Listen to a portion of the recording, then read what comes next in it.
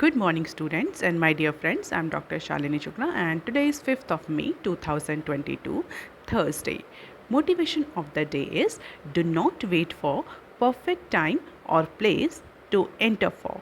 You are already on stage. In today's discussion, we are going to cover these articles. So let's start with article number 1 given on page number 1 of Business Standard. RBI raises repo rate by 40 BPS in surprise move. So reserve bank of India ने एक of cycle meeting बुलाई थी because of the inflationary concern. जिस तरीके से inflation increase हो रही है इंडिया में, उसको देखते हुए इन्फ्लेशन को टैकल करना ज़रूरी था, तो इसलिए आरबीआई ने ऑफ साइकिल मीटिंग बुलाई और जहां पर जितने भी एमपीसी के मेंबर्स थे उन्होंने यूनानिमसली इस बात को वोटिंग करी कि जो रेपो रेट है वो उसको 40 बेसिस पॉइंट तक इंक्रीज़ किया जाए, and this was followed by 50 basis point hike in CRR to 4.5%, which will drain out approximately 87k crore liquidity from the banking system.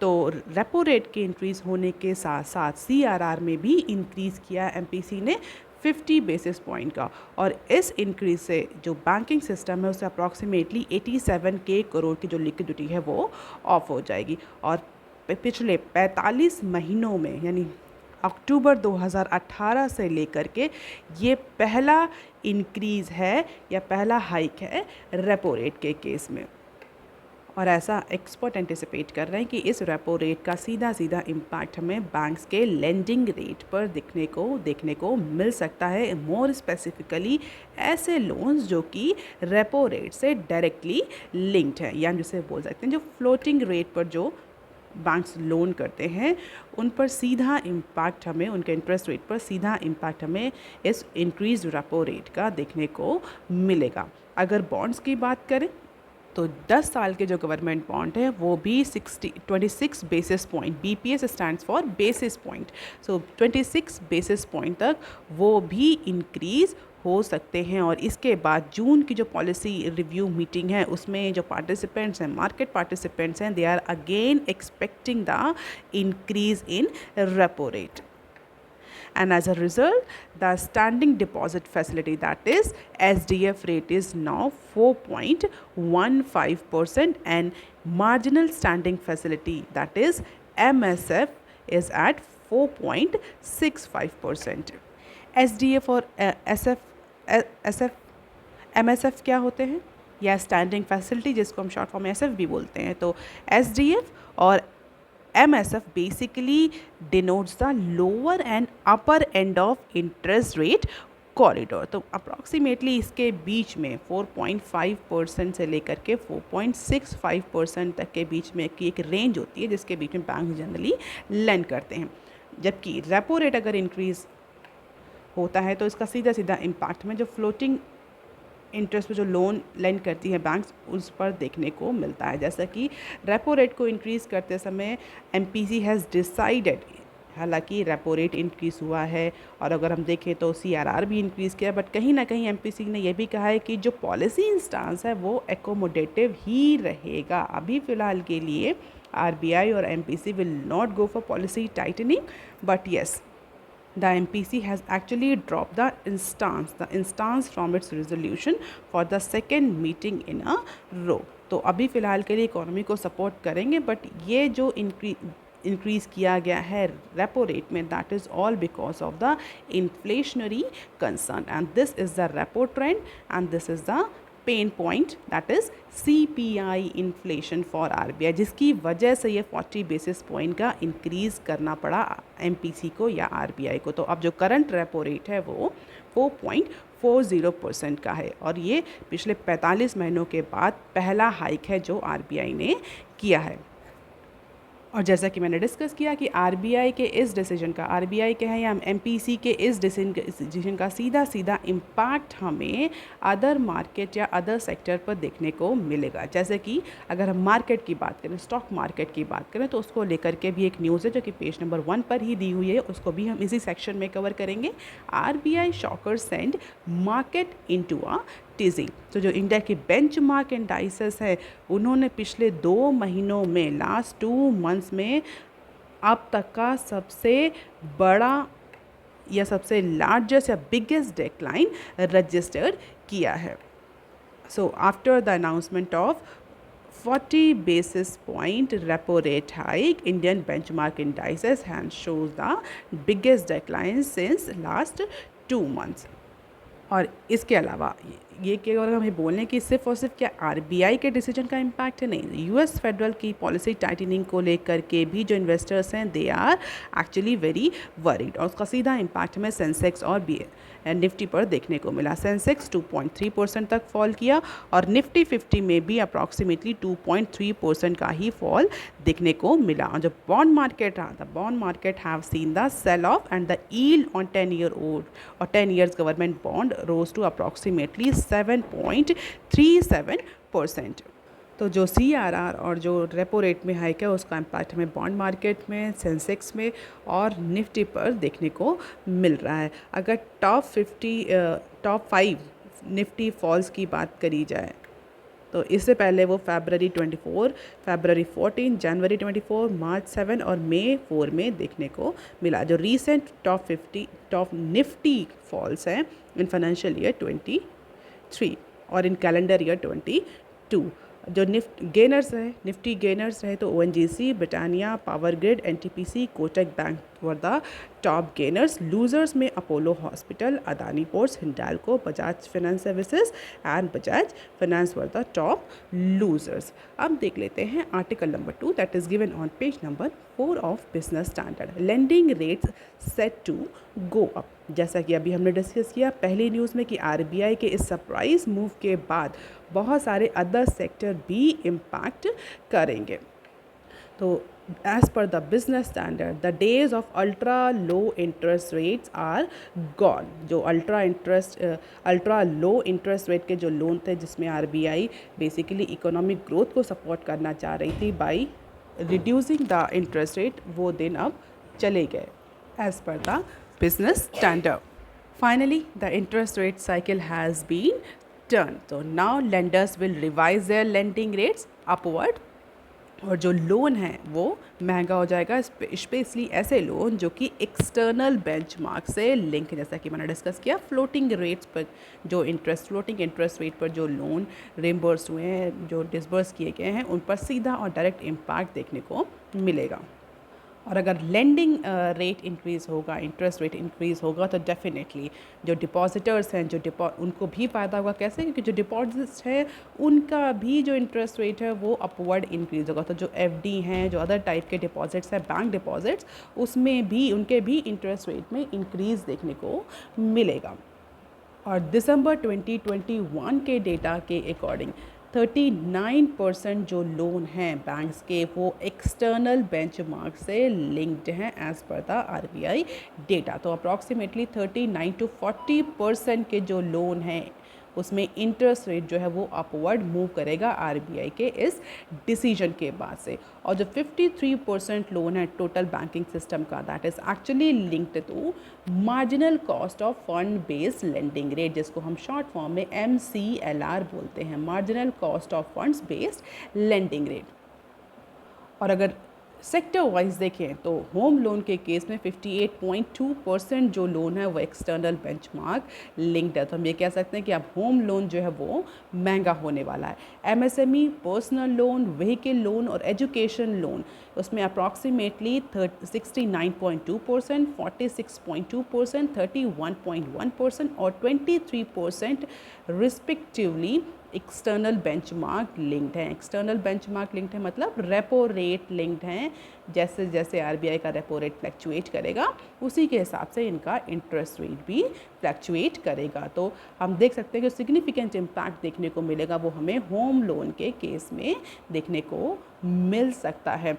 As per the recent mandate of RBI ने external benchmarking को mandatory कर दिया था अक्टूबर 2019 से. तो हम ये कह सकते हैं कि अक्टूबर 2019 के बाद से जितने भी home loan, vehicle loan, personal loan, MSME loans थे, they all were linked to the external benchmark for these selected sectors. So any change in benchmark rate was mandated to be passed on the lending rates for new and as well as already existing loans. अब चूँकि RBI ने repo rate increase किया है, CRR increase किया, तो definitely it is going to increase the lending rates upward. So this is the rate chart for different banks and different loans. तो public sector bank, private bank, foreign bank and scheduled commercial bank का जो base rate है वो ये base rate means इससे नीचे तो bank जो है वो लेंड नहीं करेंगे and this is marginal cost of fund lending rate जिसको हम MCLR बोलते हैं and this is external benchmark as per the RBI recent mandate. जितने भी अब लोन होंगे इस पर्टिकुलर सेक्टर में उन सबको एक्सटर्नल बेंचमार्क के बेसिस पर लेंडिंग करनी पड़ेगी rather than marginal cost of fund.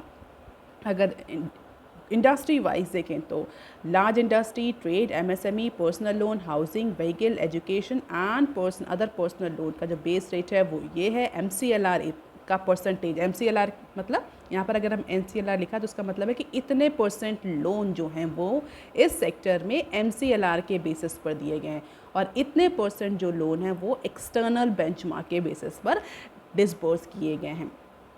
तो ट्रेड में भी 46.2% जो लोन है वो MCLR लेंडिंग के बेस पर है, तो इसका मतलब इतने परसेंट लोन पर इम्पैक्ट देखने को कम मिलेगा। हालांकि जो फ्लोटिंग रेट है 49.4% जो लोन है वो एक्सटर्नल बेंचमार्क पर है, तो उसका इम्पैक्ट जो इंक्रीज रेपो रेट है उसका इम्पैक्ट हमें इन लोन्स पर देखने को मिलेगा। This is basically the share of or the percentage of loan that has been lended on external benchmark basis। तो हम देख सकते हैं significant portion, चाहे वो बैंक्स की कैटेगरीज में देखें चाहे हम सेक्टर की कैटेगरीज में देखें, एक सिग्निफिकेंट पोर्शन जो है वो एक्सटर्नल बेंचमार्क लिंक्ड है इन केस ऑफ लोन। तो इंक्रीज जो रेपो रेट है उसका इम्पैक्ट सीधा सीधा विजिबल होगा लेंडिंग रेट पर, इंटरेस्ट रेट पर। अब देख लेते हैं article number 3 that is given on page number 7 of Business standard, upskilling reskilling workforce priority for India HR study. तो बेसिकली ये एक सर्वे है जिसको बिजनेस स्टैंडर्ड ने पब्लिश किया है। इस सर्वे में HR जो मैनेजर्स हैं उनके लिए फाइनेंशियल ईयर 22 और 23 में क्या क्या चैलेंजेस हैं वर्कफोर्स मैनेजमेंट से रिलेटेड उसको एम्फसाइज़ किया गया है, उसको आइडेंटिफाई करने की कोशिश करी गई है। रिसेंटली पैंडेमिक की वजह से टैलेंट एक्विजिशन, एम्प्लॉय मैनेजमेंट, इन सब के केसेस में टैलेंट मैनेजमेंट के फ्रंट पे बहुत ज़्यादा चैलेंजेस HR मैनेजर को फेस करने पड़े हैं। अगर USA जैसे कंट्रीज़ की बात करें तो वहाँ पर तो हमें एक मास रेजिग्नेशन का ट्रेंड देखने को मिला है। उसी को लेकर के जो पैंडेमिक ने जो HR रिलेटेड नए चैलेंजेस खड़े किए हैं उसको इस सर्वे में डिस्कस किया गया है। And as per the survey upskilling and reskilling in a year when they are faced with the challenge that include talent acquisition, employ engagement and employ sickness and productivity. तो as per the Mercer's 2022 global talent trend study, ये आप याद कर सकते हैं कि इस particular सर्वे को स्टडी को ये ऑर्गेनाइजेशन पब्लिश करता है। So as per this study upskilling and reskilling of workforce are the top priority for India HR। और इस समय जो HR मैनेजर के पास 71% HR मैनेजर इस बात से एग्री करते हैं कि इस समय राइट टैलेंट को राइट प्राइस पर और राइट टाइम पे लाना सबसे बड़ा चैलेंज है HR प्रोफेशनल्स के लिए। इसके अलावा जो अवेलेबल वर्कफोर्स है उसकी अपस्किलिंग और रीस्किलिंग करना as per the new normal, क्योंकि पैंडेमिक ने भी बहुत ज़्यादा वर्किंग स्पेयर्स को, वर्किंग सिनेरियो को, वर्किंग पैटर्न को चेंज किया है। इसके अलावा गिग वर्कर्स को या प्लेटफॉर्म वर्कर्स को या एडहॉक या टेम्परेरी वर्कर्स को हायर करने के लिए इस समय बहुत ज़्यादा ट्रेंड कर, क्योंकि जो स्किल गैप हो रहा है because of the unavailability of the skilled labour force, reverse migration की वजह से, बहुत सारे अदर फैक्टर की वजह से प्रॉपर टैलेंट जो है वो HR मैनेजर्स के पास अवेलेबल नहीं है। तो now HR managers are more relying. अब जो प्लेटफॉर्म वर्कर्स हैं, जो एडहॉक वर्कर्स हैं, कॉन्ट्रेक्चुअल वर्कर्स हैं, उनको ज़्यादा हायर कर रहे हैं in order to fill the skill gap. जो स्किल गैप अवेलेबल है, जो स्किल की शॉर्टेज है कंपनीज़ में, उसको पूरा करने के लिए फ़िलहाल के लिए companies are actually preferring for gig workers. Meanwhile employees are also struggling to find time to learn the new skills, क्योंकि पैंडेमिक ने जो प्रेफरेंसेस हैं, प्रायोरिटीज़ हैं, उनको बहुत ज़्यादा चेंज कर दिया। तो ऐसा नहीं कि कंपनी इसी सिर्फ अप स्किलिंग और री स्किलिंग के फ्रंट पे चैलेंजेस फेस कर रही हैं, even employees are also struggling. ऐसे एम्प्लॉय जो कि कुछ नया लर्न कर दे आर लर्निंग, कुछ नई स्किल लर्न करना चाह रहे हैं, तो उसमें भी एम्प्लॉयज़ भी चैलेंजेस फेस कर रहे हैं। तो resetting the skill agenda to meet the both current and future talent need to be ensured well. और इसके लिए जो एचआर मैनेजर्स हैं, कंपनीज हैं, they are more relying on artificial intelligence and technology related solutions. तो इस सर्वे में artificial intelligence और टेक्नोलॉजी को भी एक बहुत इम्पॉर्टेंट और क्रिटिकल फैक्टर आइडेंटिफाई किया गया for designing and driving the skill based talent practice at scale. तो एक बहुत छोटा सा सर्वे था जिसको लेकर के बिजनेस स्टैंडर्ड ने इम्पॉर्टेंट जो हाइलाइट्स हैं उनको कवर किया है। तो companies are now reshaping their talent strategies and focusing more on internal talent marketplace rather than going for outside, क्योंकि बाहर लेबर मार्केट में ऑलरेडी शॉर्टेज है। इसके अलावा गिग जो इकोनॉमी है और जो प्लेटफॉर्म वर्कर्स हैं, कॉन्ट्रेक्चुअल वर्कर्स हैं, उन पर भी ज़्यादा रिलाई किया जा रहा है। इसके अलावा एम्प्लॉयज़ को भी बहुत ज़्यादा चैलेंजेस फेस करने पड़ रहे हैं रीस्किलिंग के लिए। 99% employ expect their employ to pursue a sustainability agenda that balance financial results with social issues, diversity and other environmental concern। तो इस पे लेकर के एक बहुत एस्टॉनिशिंग फाइंडिंग आई कि 99% एम्प्लॉय ये चाहते हैं कि उनके एम्प्लॉयर जो है वो इकोलॉजी पर भी फोकस करें, क्योंकि पैंडमिक ने सबको रियलाइज़ करा दिया है कि कहीं ना कहीं you have to trade off between growth and the nature. तो ना 99% एम्प्लॉय मानते हैं कि कंपनी को या उनके एम्प्लॉयर को सोशल इश्यूज़ पर, इन्वायरमेंटल इश्यूज़ पर, डाइवर्सिटी, इक्विटी पर भी फोकस करना चाहिए rather than only focusing on the financial goals or financial results। 82% HR professionals are predicting higher than normal turnover for this year। तो ये भी एक बहुत इंपॉर्टेंट फाइंडिंग है कि जो HR प्रोफेशनल्स हैं, HR एग्जीक्यूटिव हैं, HR मैनेजर्स हैं, वो एंटिसिपेट कर रहे हैं कि इस कैलेंडर ईयर में, करंट ईयर में और ज़्यादा एम्प्लॉय टर्नओवर देखने को मिलेगा। जो नॉर्मल जो एवरेज एम्प्लॉय टर्नओवर है, employ attrition rate, employ turnover means number of employees leaving the organisation in a particular period of time. तो डेफिनेटली कोई कंपनी ने ये नहीं चाहती कि उसके एम्प्लॉय जल्दी छोड़ करके जाएं, क्योंकि it involve cost. But HR professional survey में ये प्रेडिक्ट कर रहे हैं कि इस बार इस कैलेंडर ईयर में, इस करंट ईयर में ज़्यादा से ज़्यादा एट्रिशन रेट देखने को मिल सकता है because of number of challenges. तो ये कुछ हाइलाइट्स थी इस सर्वे की। अब देख लेते हैं some other news clips. IT reassessment notice valid Supreme Court. तो सुप्रीम कोर्ट ऑफ इंडिया ने वेडनेसडे को रेवेन्यू डिपार्टमेंट के फेवर में वर्डिक्ट दिया था। जो रीअसेसमेंट डिस्प्यूट केस चल रहा था, जहाँ पर जो रीअसेसमेंट के नोटिस सेंड किए थे टैक्स डिपार्टमेंट ने डिफरेंट इंडिविजुअल्स को, डिफरेंट एंटिटीज़ को, उसको लेकर के सुप्रीम कोर्ट में केस चल रहा था। सुप्रीम कोर्ट ने फिलहाल के लिए हाई कोर्ट के जितने, लोअर कोर्ट्स के हाई कोर्ट के जितने भी ऑर्डर थे इनकम टैक्स रिलेटेड नोटिस को, जो कि मार्च 31, 2021 से पहले इनकम टैक्स डिपार्टमेंट ने सेंड किए थे फॉर रीअसेसमेंट, उन सारे ऑर्डर्स को क्वैश कर दिया है और सुप्रीम कोर्ट ने रेवेन्यू डिपार्टमेंट के फेवर में वर्डिक्ट दिया है। सुप्रीम कोर्ट ने क्लियरली बोला है कि जो रीअसेसमेंट नोटिस दिए गए हैं रेवेन्यू डिपार्टमेंट की वजह से, टैक्स डिपार्टमेंट की साइड से, that all are valid and Supreme Court ruling has come as a setback for thousands of taxpayers who have got favorable orders from the several high courts for reassessment। तो जितने भी order दिए हैं high courts ने या lower courts ने या session courts ने रीअसेसमेंट को लेकर के, फिलहाल के लिए उन सारे ऑर्डर्स को क्रैश कर दिया है एपेक्स कोर्ट ने। Apex Court held that notices issued under old regime will not be valid and shall be deemed to have been issued under new provisions of reassessment regime introduced in Finance Act 2021। हालांकि अगर हम बात करें जो reassessment को लेकर के जो नए नोटिफिकेशन आए वो अप्रैल 1, 2021 में टैक्स डिपार्टमेंट ने न्यू रेजिम किक्ड ऑफ किया था रिलेटेड टू रीअसेसमेंट, और इसके बाद अप्रॉक्सीमेटली 90,000 जो नोटिस थे वो सेंड किए थे for reassessment of reassessment here means tax के जो रीअसेसमेंट्स हैं, इनकम के जो रीअसेसमेंट्स हैं उसको लेकर के, जिसमें से 9,000 से ज़्यादा रिट पटिशन फाइल हुई थी डिफरेंट कोर्ट्स में, जहाँ पर इन नोटिस के वैलिडेशन को लेकर के क्वेश्चन मार्क किया गया था या वैलिडेशन को चैलेंज किया गया था. The tax department had issued these notice under section 148 alleging under reporting and misreporting of income for years prior to the last 3 assessment years. तो फिलहाल के लिए अपेक्स कोर्ट ने ये बोला है कि जो ओल्ड रेजिम के नोटिस हैं that are not valid, that shall be deem to have issued under new provisions of reassessment regime. और एक्सपर्ट का मानना है कि इस तरह की रूलिंग्स जो हैं, चाहे वो सुप्रीम कोर्ट से आ रही हों चाहे वो हाई कोर्ट से आ रही हो, that will definitely impact the compliances in case of tax assessment and tax filing.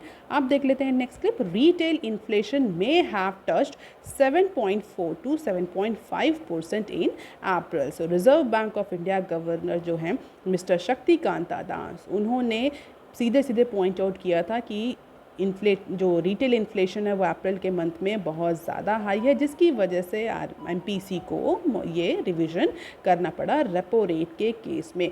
लेकिन जो इकोनॉमिस्ट हैं, एक्सपर्ट्स हैं, उनका ये कहना है कि हाई का मतलब यहाँ पर और ज़्यादा हाई है, इसीलिए RBI ने MPC ने इमीडिएट मेजर्स के साथ ये रेपो रेट में इंक्रीज़ किया है. Economist are believing that inflation may have been somewhere between 7.4 to 7.5% in the month of April. This was the alarming range. 6 तो अपर लिमिट है और 6.9 तक तो पिछले टाइम पहुंच ही गया था, हमने डिस्कस भी किया था. बट एक्सपर्ट्स जो इकोनॉमिस्ट हैं वो कह रहे हैं अप्रॉक्सीमेटली 7.5% तक CPI इन्फ्लेशन गई है, जिसकी वजह से एक घंटी बजी है RBI को और RBI ने इमीडिएटली ऑफ साइकिल मीटिंग बुलाई है, जिसकी वजह से रेपो रेट में हमें इंक्रीज देखने को मिल रहा है. And this is the inflation trend since April 2021 to March 2022. हालांकि सितंबर, अक्टूबर, नवंबर में जो इन्फ्लेशन थी वो थोड़ी सी कम हुई थी, लेकिन इसके बाद कंटिन्यूसली शूट कर रही है और इवन ऐसा एंटिसिपेट किया जा रहा है कि it was approximately 7.68 in the month of March, more than the anticipation of RBI और MPC. अब देख लेते हैं next clip. Financial year 23 GDP forecast by various agencies realistic Nageswaran. तो जो हमारे नए चीफ इकोनॉमिक एडवाइज़र है मिस्टर V अनंता नागेश्वरन, उनके अकॉर्डिंग जो जितनी भी एजेंसीज़ हैं, चाहे फिच हो, IMF हो, वर्ल्ड बैंक हो, सिटी ग्रुप हो, मॉर्गन स्टैनले हो, इंडिया रेटिंग हो, ICRA हो, RBI हो, इन सब ने फाइनेंशियल ईयर 23 के लिए जो इंडिया का GDP फोरकास्ट किया है, that GDP forecast is more realistic and based on the realistic background. तो centre for social and economic progress CSEP के एक इवेंट में मिस्टर नागेश्वरन ने बोला कि जिस तरीके से वोलाटाइल ऑयल प्राइसेस है रशिया यूक्रेन क्राइसिस की वजह से, जिस तरह से कमोडिटी सप्लाई चेन इम्पैक्ट हुई है, तो जो RBI और IMF का जो भी रेंज है GDP ग्रोथ को लेकर के, जो भी एंटिसिपेशन है, जो भी फोरकास्टिंग है GDP ग्रोथ को लेकर के for financial year 23, that is more realistic और that seems more realistic at this moment.